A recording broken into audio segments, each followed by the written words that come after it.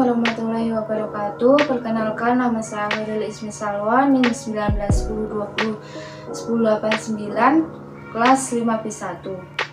Di sini saya akan memberikan evaluasi keperawatan anak dengan Q&A pemberian obat sitostatika. Pertanyaan yang pertama yaitu, apakah yang dimaksud dengan obat sitostatika?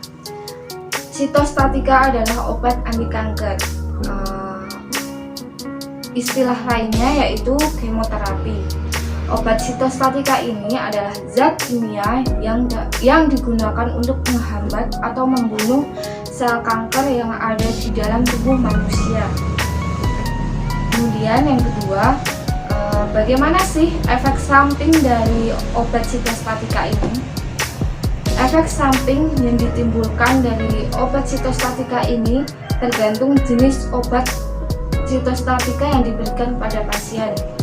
Antara lain yang pertama yaitu vincitrin atau VCR. Ini yang ditimbulkan adalah adanya konstipasi, gangguan sensori, paralisis, cranial nervous, dan kelemahan otot serta neuralgia. Jenis obat yang kedua yaitu dexamethasone atau DEX. Ini yang ditimbulkan adalah meningkatkan glukokortikoid, menurunkan mineralokortikoid, kemudian mempengaruhi protein, karbohidrat, metabolisme lemak, dan meningkatkan gluconeogenesis serta katabolisme protein. Jenis obat yang ketiga yaitu L-asparaginase atau LASP. Yang dapat ditimbulkan dari obat jenis ini adalah reaksi alergi seperti panas, menggigil, nausea, vomitus, gangguan fungsi liver, dan pankreatitis. Kemudian yang keempat atau jenis obat yang keempat yaitu methotrexate atau MTX. MTX ini yang dapat ditimbulkan adalah adanya anoreksia, nausea, diare, anemia, trombopenia, kemudian adanya gangguan liver. Nah, yang kelima, daunorubicin yang dapat ditimbulkan yaitu nausea, vomitus, stomatitis, kemudian diare, abnormalitas kulit seperti kemerahan. Yang keenam yaitu mersaptopulin. Mersaptopulin ini yang ditimbulkan adanya gangguan fungsi hati, leukopenia, trombositopenia, dan anoreksia. Kemudian pertanyaan yang ketiga yaitu fase pemberian obat. Fase pemberian obat ini ada 4. Fase yang pertama yaitu fase induksi. Fase induksi ini bertujuan untuk membunuh sel kanker dalam tubuh, terutama di darah dan sumsum tulang. Yang kedua yaitu fase konsolidasi. Fase ini bertujuan untuk membunuh sel kanker yang masih tersisa setelah terapi induksi. Kemudian yang ketiga yaitu fase reinduksi. Fase ini hanya diberikan untuk kelompok high risk dengan kriteria fase antara lain jumlah granulosit lebih dari 5.000, kemudian WBC lebih dari 1.000, dan trombosit lebih dari 100.000. Fase yang terakhir yaitu fase maintenance. Fase maintenance ini untuk menjaga kondisi bebas penyakit yang telah tercapai dengan mengkonsumsi obat jenis mersaptopurine dan methotrexate. Kemudian pertanyaan yang keempat yaitu, apa saja sih tahapan dari pemberian obat ini? Tahapan dari pemberian obat ini ada 11. Yang pertama yaitu mencuci tangan seperti yang kita lakukan ya. Kemudian yang kedua, pilih area penusukan yang tepat. Kemudian yang ketiga yaitu lakukan dengan teknik aseptik. Yang keempat yaitu hindari kebocoran sarung tangan. Kemudian yang kelima, memakai APD. Yang keenam, usahakan tidak ada obat yang tercecer. Yang ketujuh, jika ingin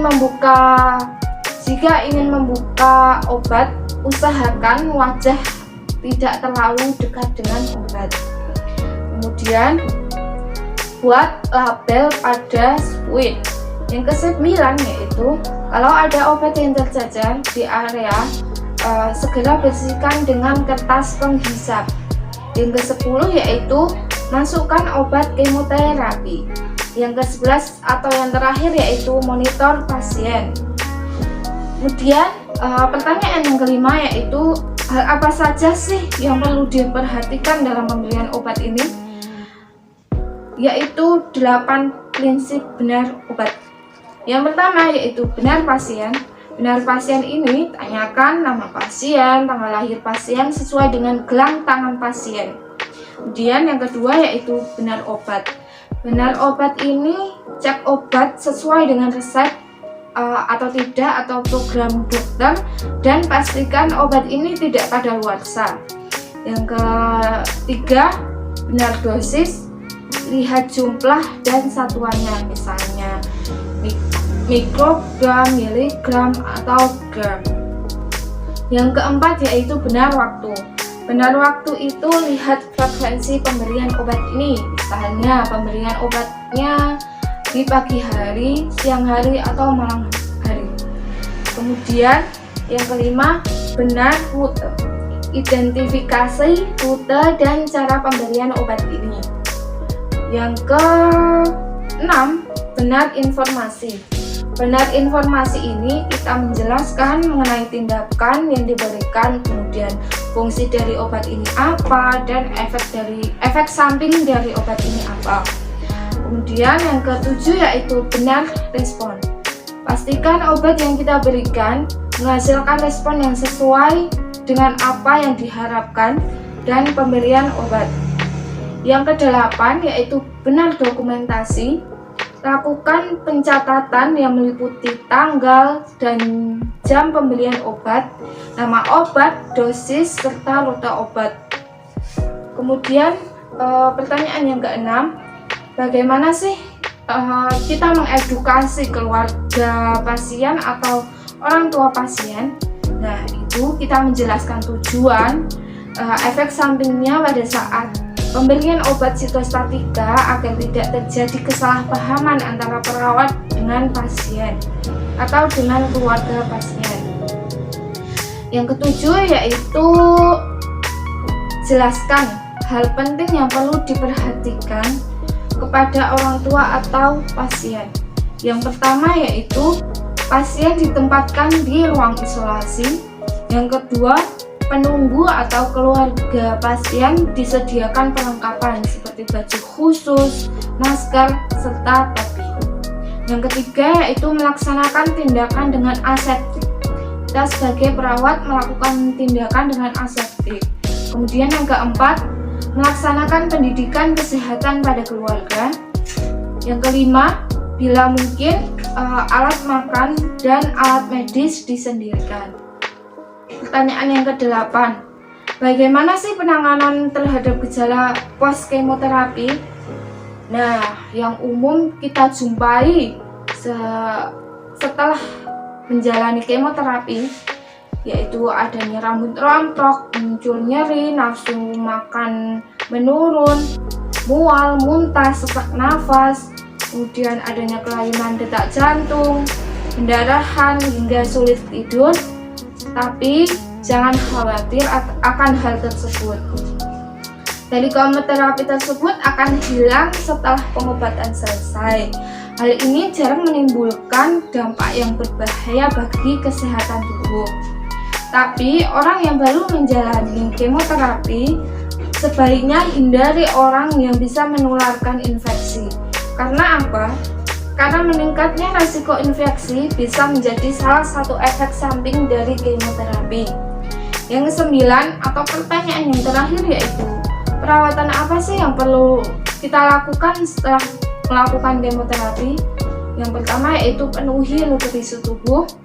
Yang kedua, cukupi kebutuhan air putih. Ini yang terakhir yaitu beristirahat dan tidur dengan secukupnya. Sekian Q&A, penjelasan Q&A dari saya. Apa ada salah kata mohon dimaafkan. Wassalamualaikum warahmatullahi wabarakatuh.